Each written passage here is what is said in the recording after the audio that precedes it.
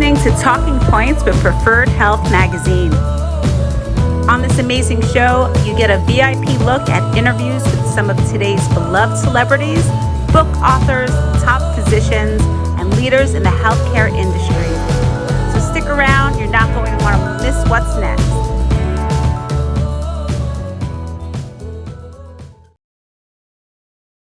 Hi, and thanks for tuning into Talking Points with Preferred Health Magazine. My guest today is Dr. Bruce Perry, who has teamed up with Oprah Winfrey to co-write a best-selling book titled, What Happened to You? A question I'm sure derived from Dr. Perry's many years of research in childhood trauma, both as a neuroscientist and psychiatrist. In the book, Oprah and Dr. Perry share their journey and experiences with childhood trauma. Dr. Perry, however, lends his expertise to not only decipher emotions, but to clinically explain how the brain changes and adapts as a result of trauma. He's also featured on the cover of Preferred Health Magazine. So let's welcome him to the show today. Hello, Dr. Bruce Perry. Welcome to Talking Points with Preferred Health Magazine. Hi, Angela. Thank you very much for having me. It's a great honor to speak with you today. Well, believe me, the honor is mine. So, wow, listen, your book, What Happened to You, really, I say, puts into perspective the whole nature versus nurture debate, right? So you speak, about instances that take place as early as in utero and how that affects our brain's development. You co-wrote this book, though, alongside one of today's megastars, Oprah Winfrey. Now, she's always been very adamant about speaking about the traumatic events of her childhood. She's an advocate for child abuse. So first, can you tell me a little bit about how you and Oprah began this collaboration? Sure. And how you came up with the name for the book? Well, first of all, I met Oprah about 30 years ago. Actually, more than 30 years ago, when we both were in Chicago. And it's a long story, but she became aware of the work I was doing and invited me to meet with her and some other people in her small inner circle to really address some of the problems about abuse, child abuse. And she really wanted to try to create energy and to change policy and practice that would minimize child abuse.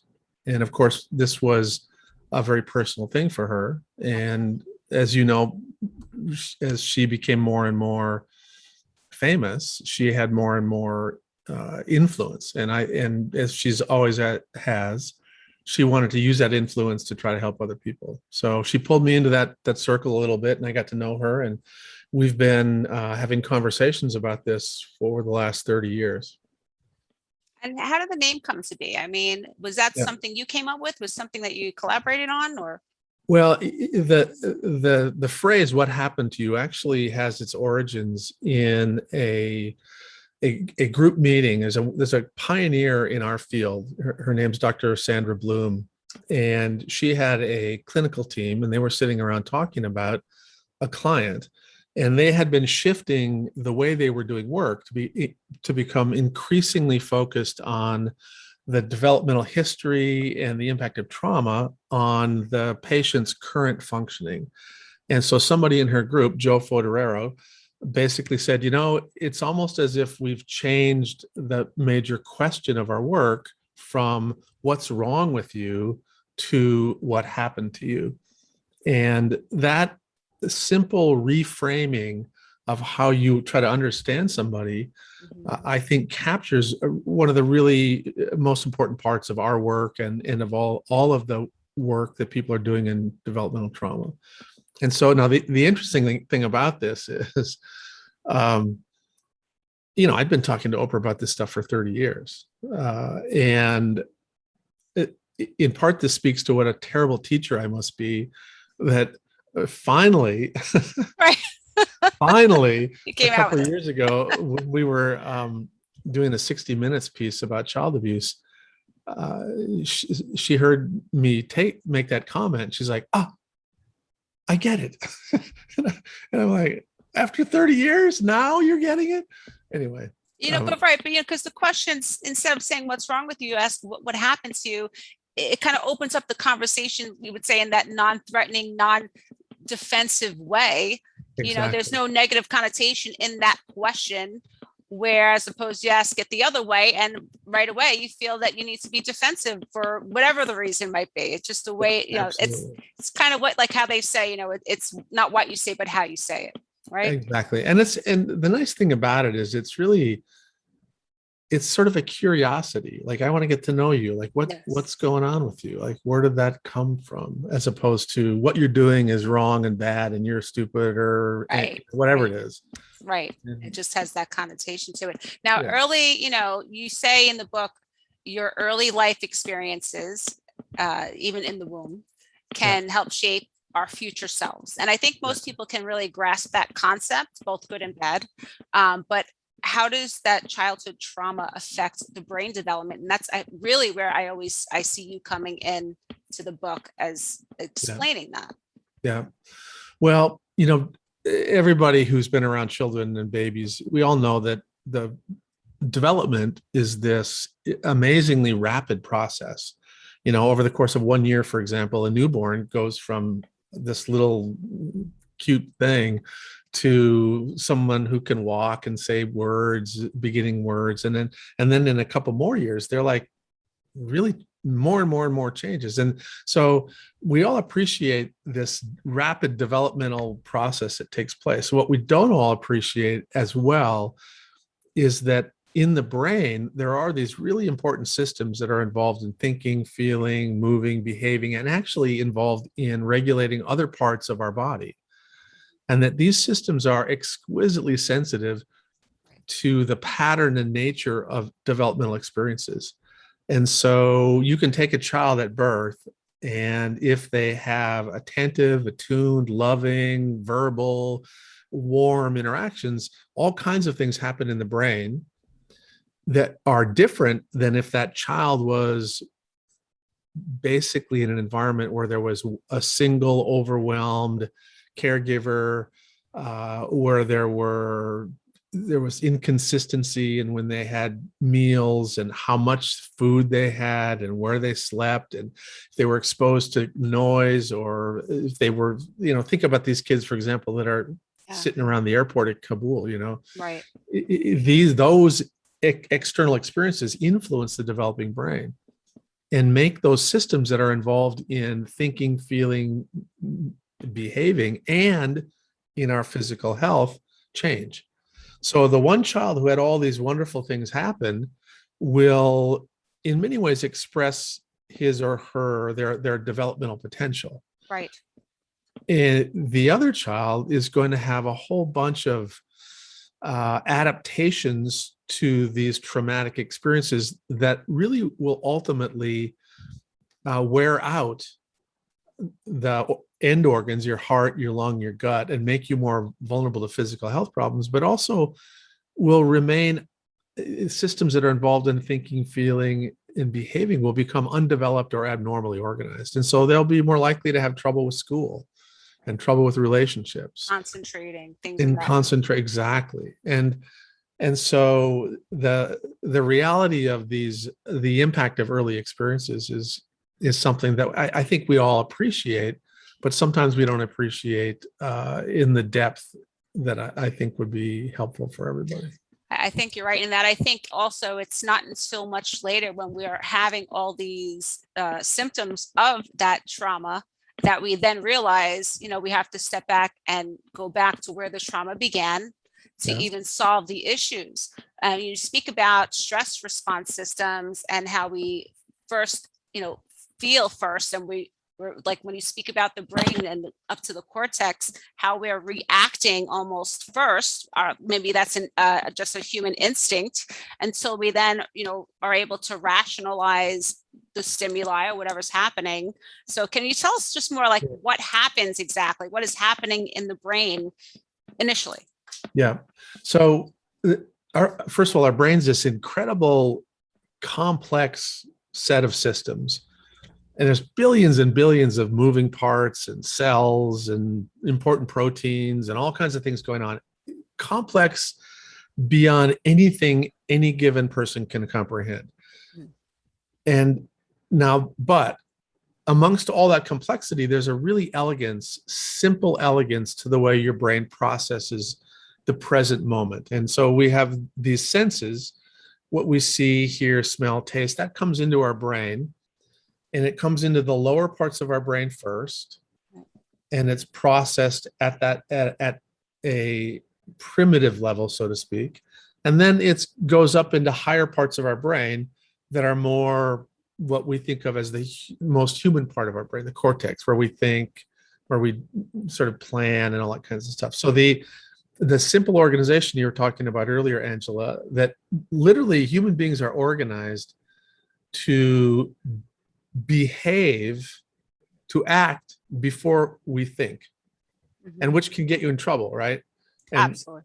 The reason we have all these sayings about look before you leap, measure twice, cut once, Right. all of that is because human behavior is so characterized by this reactive, interactive quality. Right. And now the good thing about the top part of our brain is that as you get older, your cortex gets stronger, it gets more organized, and it has the ability to basically feedback and kind of regulate that lower part of your brain that's more impulsive. Okay. So the 1-year-old child that's hungry has the exact same feeling that you do when you're hungry. Right. But when you're hungry, your cortex, it can tell time, and it can say, you know what, I'm going to be able to be off and grab lunch in an hour. Right. And so you can kind of contain that feeling of discomfort and live with it. But the toddler's like, whoa, it doesn't matter. I need now. I want to eat now. And so we can't say, oh, lunch is in an hour.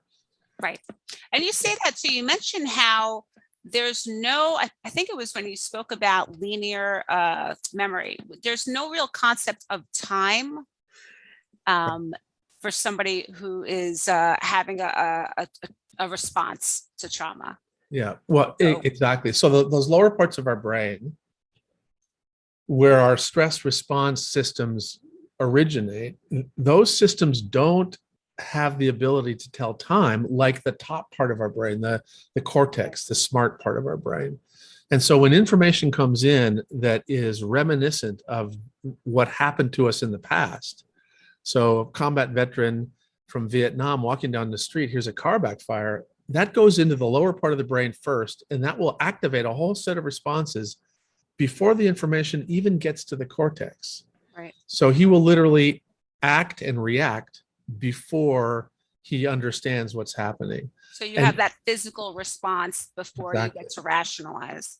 Exactly. That's exactly right. And now for people interested in healthcare, this is really important because you can be in an environment where you're surrounded by cues that are continually activating and turning on these little mini stress reactions that are flogging your heart and your lung and your gut.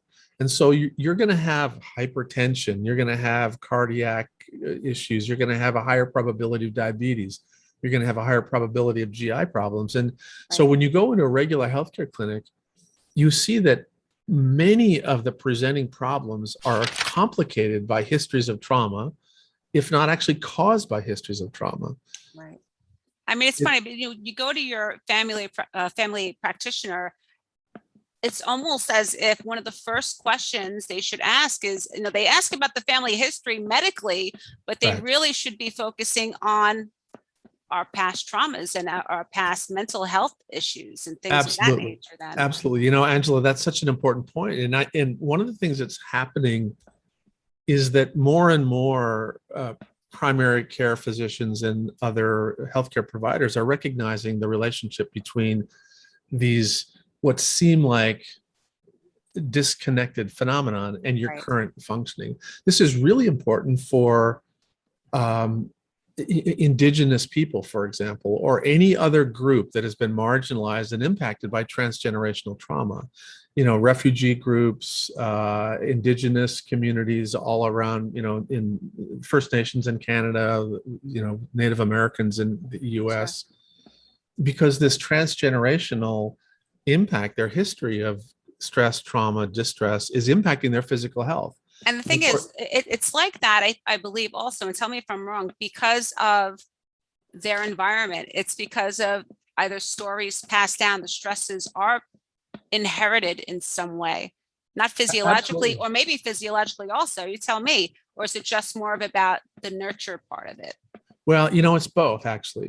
One of the things there's a field, and I'm sure you've heard of it, called epigenetics, where people are studying the ability or the impact of experiences in one generation, which are stressful, distressing, traumatic, that will literally change the way your chromosomes turn on and turn off certain genes. And so you can pass that to the next generation. Sure.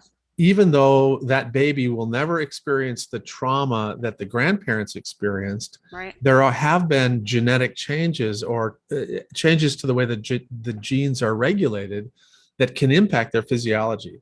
This is one reason when you're really studying, increased rates of diabetes in First Nations or in African American populations, for example, you have to understand the impact of transgenerational trauma, as well as the impact of that individual's own history of experience.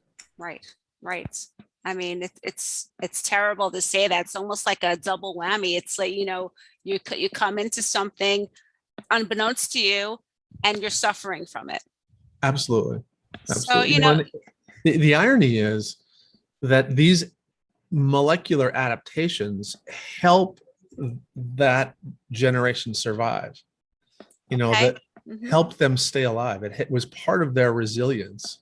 But something that was once adaptive can ultimately become maladaptive. So let me give you a very simple example. If a child grows up in an environment where there's a lot of chaos, and let's say there's a domestic violence situation, their brain will help them develop a form of hypervigilance. They'll literally be able to study a social situation and figure out really quickly, safe or not safe. I know a couple of people like this. Absolutely. And we all do. I mean, because it's a very common phenomenon, right? So in that situation, as a young child, being able to figure out, if is this going to be a night where I'm going to get some sleep, or do I need to go, what do I need to do to kind of get through the night? Right. That hypervigilance is adaptive. But the next day when he goes to school and he's supposed to be paying attention to the math lesson, then he hears a noise in the hallway and he focuses on that. By the time he comes back to engage on the math lesson, he's lost. And so it's maladaptive in the classroom. And this is what happens to so many folks, is they get misdiagnosed and misunderstood and then marginalized, and I could go on and on, but because we haven't appreciated the impact of developmental trauma on children and adults, we've made a lot of false assumptions about how to treat them and help them. And sometimes our good intentions are actually making the problems worse.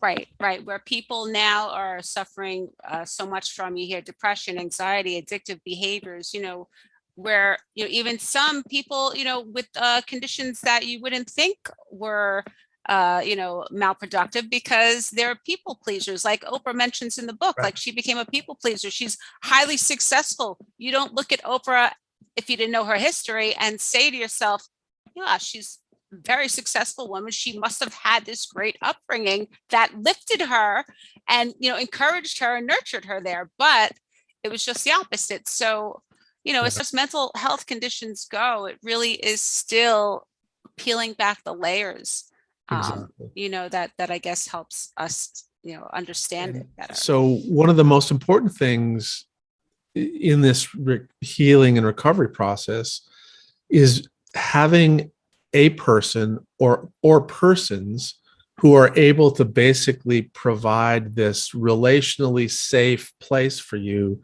to kind of make your mistakes and get nurturing and get some regulation and have somebody who is going to help you despite your developmental problems or despite your impulsivity. And then what'll happen is as they stay with you, as they continue to be engaged with you, your mistakes become less frequent and less intense, and you grow You grow up, you mature. That's what normal development is, right? So if you think Right. about a 2-year-old who's in a household with loving adults, those 2-year-olds make a lot of mistakes. The very nature of growing up is making mistakes. It's like trying to pour your own milk and pouring the cup Sure. goes everywhere. And the next time, even though you're told, let me help you pour the milk, they want to pour their milk, they'll pour, but they won't make as big a mess. And it's literally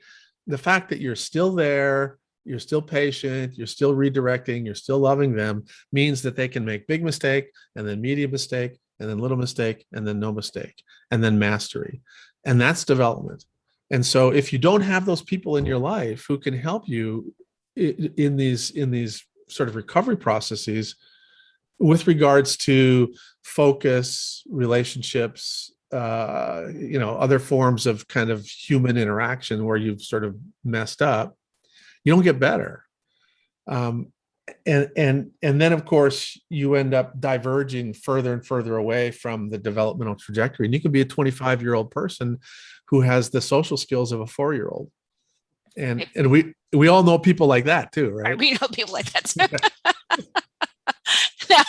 Now you do talk about how timing of the trauma when it happens in your life is important, and that in fact the earlier it happened to you, the more likely that as an adult, even though you may have come past it, you're living a healthy life, that a trigger can send you right back more so than somebody who had trauma at a later age. Right.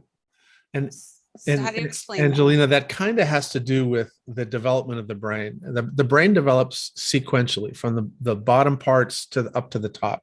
So the last part of our brain, the most remarkable part of our brain, where we think and plan and creative stuff, all that is in our cortex. Right. That doesn't finish developing until you're about 28, 29, 30. Okay. I thought 25, but yes. Okay. Yeah, So even later. You're older. Yeah, you're older. And so, but the lower parts of the brain that contain these really important regulatory networks involved in stress and a lot of other important functions, they develop really early in life. They start in utero, and then in the first months of life, they get shaped very significantly by the nature and the timing of your relational interactions. Mm-hmm. So if you have a loving, attentive adults in your life when you're young, those systems kind of get a good jump start right. on developing normally. And then they play a really important role in helping the rest of the brain grow up. So do they become your kind of go-to safety net when you're then dealing with those traumas later on in life? Is that exactly? That's exactly right. So if you have that good head start and those systems are pretty well regulated, mm-hmm. It's a little bit like weightlifting, right? So those systems are strong. They've had training. They've had this intensive training that allows them to work really well later on. But if the first couple of months when they're supposed to be organizing don't go well, these systems develop. They're very basically disorganized and they're weak. Right. And so when you run into stressors or challenges later on, you're not capable of managing that. And then those experiences are magnified. So the impact of those experiences are magnified because you don't have the buffering capability that would have been built in by positive early experiences. Now, what do you say about trauma, though, that does happen later on in life? And like, for example, like we spoke about the soldier coming home from war who suffers PTSD. I personally have a PTSD trauma of my own that happened after the death of my mother. And this was 12 years ago. Yeah. I can't drive over bridges because I associate driving over that bridge as when I was visiting her in the hospital. So I have this problem now. And what do you say about that? Because if the brain is, I had pretty much fairly good upbringing, but still I just cannot get over that bridge. Right. So is your brain always developing these new responses in a sense? Well, your brain is always capable of developing these new responses, and that's one of the miracles of our brain. I mean, it's amazing because it remains adaptive, it remains changeable, even if you're as old as I am. You know, I'm an old goat. Look at me. I mean, You look good. You look good. You got all your hair still. Thank you. Thank you very much. But I can still change. You know, I can still. I'm trying to learn Spanish. You know, I can change. But it's for the better and for the worse, And though, for the is what I'm worse. saying. So the thing, Angela, about having a traumatic experience when you're older, there's no doubt that it can be painful, it can be disruptive, you can have all kinds of things, but it's easier to change back. It's easier to treat therapeutically. Okay. If you have the same kind of really significant trauma when you're very young, it impacts development in ways that are very complex and complicated, because remember, the brain is developing. Right. And so a traumatic experience on the developed brain has consequences that are bad but treatable. Okay. And trauma on the developing brain has more significant consequences that are treatable, but you have to have a much more sophisticated, developmentally focused treatment plan. So like, right. If you have a thing about bridges, then you could probably go through a progressive process of facing that in a dosed way. Right. And learning how to tolerate it just a little, just drive up to a bridge and just look at it and then go back. And then, there's a lot of things that you could do if you wanted to drive over bridges. There's a lot of times I just tell people, that's it. Hey, avoid bridges. Oh, it's been a nightmare. Don't live on Manhattan. Is that right? Exactly. Don't live in the city. Well, you know what? What I want to know is, though, like, how do we begin to heal from the early childhood trauma? I mean, how do you train your brain, as we're talking about right now, to associate those triggers with something else, maybe?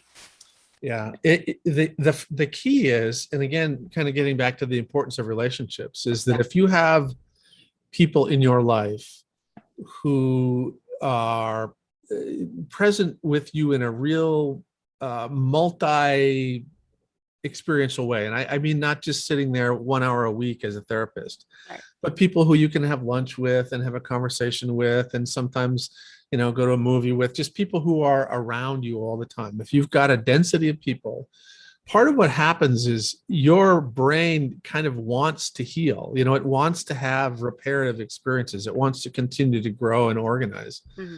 And so if you have this relational environment where you can have these tiny little doses of success in getting better at a social thing and getting a little bit of reassurance when you feel anxious, or somebody who recognizes that you're feeling down and reaches out to you. All of these tiny little doses of positive human interactions are probably the best way to work through and grow through developmental trauma. Now, it does help to have kind of a clinician who knows how to guide you through that process. Right. But even if you have a really good therapist and you live in a relational vacuum, you're not going to get better. Right. Because ultimately you're saying is community is ultimately what's important. Right. The community is the environment that's providing these opportunities for change, the kinds of therapeutic interactions that allow you to heal and to grow. And again, every study that looks at this ends up sort of converging on the importance of safe and stable relationships. I agree with that 100%, especially in the wake of 2020, where we saw so many people having to isolate themselves and families isolating themselves, and the route to suicide and drug abuse and things like that. Yeah. Kind of coming to the forefront yet again for some people, maybe who were in recovery, for instance, or not, or dealing with therapy and now having to not go to their therapist session because they were isolating themselves. So what do you kind of say to that and what's happening maybe yet again?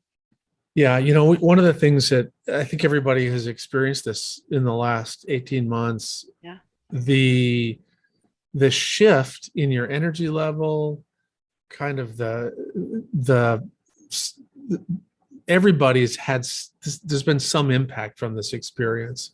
But those of us that are in the mental health field and education, I just got off the phone with a bunch of my colleagues addressing this, and we're seeing, 100% more behavioral problems in classroom environments than we did 2 years ago. We're seeing many, many more reports of anxiety, depression. We're seeing more and more people, as you pointed out, who are struggling with substances. And I think it really speaks to the fact that human beings are very relational creatures. And at our core, there's reward systems in our brain and the systems that keep our stress response regulated. Those are very relationally dependent. So when we're in community, when we feel like we're with our people and like we belong, we laugh, and we feel connected. We feel a sense of meaning and purpose. But the more we drift away from our people, and the more we don't feel like we belong, the more isolated and the more vulnerable we become. And I think this is something that's really an underappreciated aspect of mental health. We really don't appreciate how important it is for us to belong. Connected. I think it's almost a human, makeup. It's part of our makeup, I feel like, to not be alone. Well, I agree completely. Absolutely. I wrote a book earlier called Born for Love, and it's all about the importance of human connection and empathy and love, and why that's such an essential element of the human physiology. Human beings, the lowest divisible unit of our species isn't the person, it's the clan, it's the group. We survived in the natural world because we were able to create these effective groups that could hunt and gather and protect each other. And that's how we survived. And I think that the modern world has sort of granulated us, right? We have our own room, and we have our own TV in our own room. And I think that social media, for example, is something where a lot of us feel this hunger to be connected, but we have this sort of junk food connection through social media. Right. I feel like it's a blessing and a curse. Exactly. And I think it can be used in a positive way. But I also think for a lot of people, it's kind of like it's empty. It's, there's this, they want to get filled up, and if you get 10,000 friends, it doesn't really fill you up. 10,000 likes or whatever. Right. It becomes not as significant. Yeah. But again, we can use it for communication, for all kinds of other important things. But if you rely on it for your real relational connection, it's not going to meet your needs.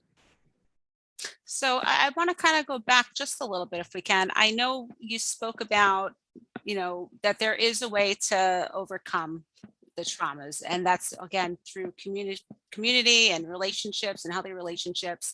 But you also mentioned where, just like a great basketball player, there's something to be said about just repetitive experiences. So tell me, what are some of the ways besides community that we can move forward with that trauma? One of the first things I think that people who have experienced trauma can benefit from is recognizing that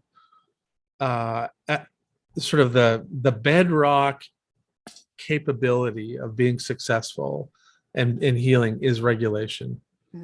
And one of the most powerful things we have that helps us regulate is rhythm. And so and most people probably have a routine. Are you saying like a routine?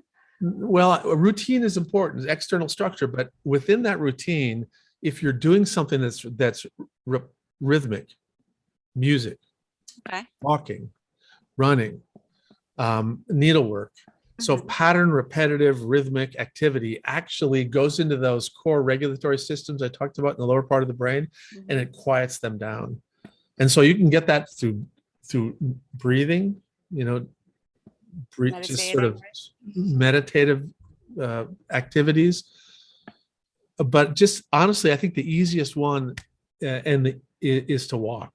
Walking is an incredibly regulating thing. Okay.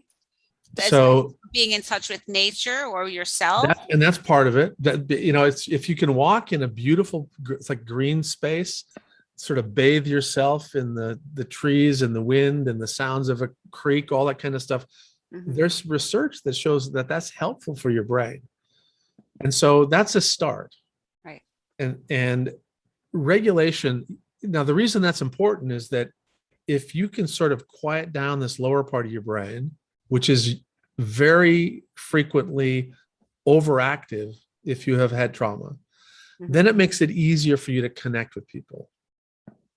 And Right. it's in the connection that all the magic happens, where you feel rewarded, and then you get another dose of regulation. Because when you feel like you're with your people, it's like, Yeah, you could be you, or I'm for me, instance, I'm yes. safe. Mhm. Yeah, you get me, right? Right. And you go out in the world, you have to be somebody else. You have to be kind of what you think the world wants you to be.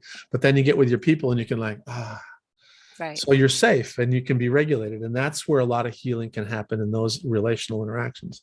And then you get to the top part of your brain, which is very powerful, but human beings are very, very sensitive. That part of your brain is very, very elusive. And what I mean by that is, when you're very busy and you're preoccupied and you go from appointment to appointment to appointment and you're kind of feeling under stress, what happens is that top part of your brain just kind of shuts down and gets less efficient. So once you're regulated and you've got some sense of relational safety, then you've got this opening up of this part of your brain that's the most creative part of your brain. And so we use this our mantra is that the sequence of engagement for teaching, for communication, for healing, for parenting, for coaching, is to regulate, relate, and then reason. And a lot of times you'll see somebody, one of your friends will come in and they'll be dysregulated from work or a relationship. And our tendency is to try to use words to say, oh, you didn't like him anyway, or he was a piece of crap. Right. We think we're comforting. Yeah, but we're not. We need to, what we should do is say, let's walk, let's take a walk. Let's walk with me. Let's go down and get something. Let's go get some coffee. And as you walk, it's regulating. And then you sit down and then you're connecting. And then they'll be able to hear you say, I'm not sure you really wanted to be with him anyway. Right. But if they come in when they're dysregulated and you go, he was a loser, you shouldn't be upset. That doesn't work, right? I feel like I've definitely had this conversation before. And I think we all have. But yeah, so I get it. So what you're saying is, kind of like disengage from the problem for a minute. Regulate. To then regulate the emotion, bring it down, and then, discuss and have that, reconnect. And then you can reason with people. And then reason and decipher it out. Yeah. I love this. I mean, this topic is something I can probably go on all day about. It is something that's so needed, and in everybody's life, whether you had the great life or the traumatized life, I think it's something that is so important to really understand, just so that we can also understand each other. Absolutely. You don't want to judge a book by its cover. We want to be able to really kind of get this understanding of one another. So maybe there'll be less wars. Maybe there'll be less, instances in the world that we're seeing today. Angelina, that's such a good point. I mean, if you really get to know somebody and know their story, it's really hard to not find something good in them. Right. My mother used to always say, don't judge anyone, based on what they look like, how they speak, how they talk, what they wear. Try to find the good in everyone. And when you're a teenager, you're like, yeah, whatever. But I really I've really grown to understand exactly what you meant. But it's been such a pleasure to speak with you today, Dr. Perry. Thank you for writing this book. Please, your knowledge, your expertise, it's what's needed in the world today. And it really kind of brings home, like I said, don't judge a book by its cover. You never know what somebody's going through. Absolutely. Thank you, Angelina. It was good speaking with you. My pleasure. If you haven't already done so, please go pick up his book today, What Happened to You, written by Dr. Bruce Perry and Oprah Winfrey. It'll help you put things into perspective by helping you understand how childhood trauma affects the brain, which in turn affects our responses, and which can ultimately affect our overall health. I think it's good to get a grip of this scientifically, as to be able to see ourselves and our personal development as something that is capable of change. Thanks for listening, and until next time, be well and live in gratitude.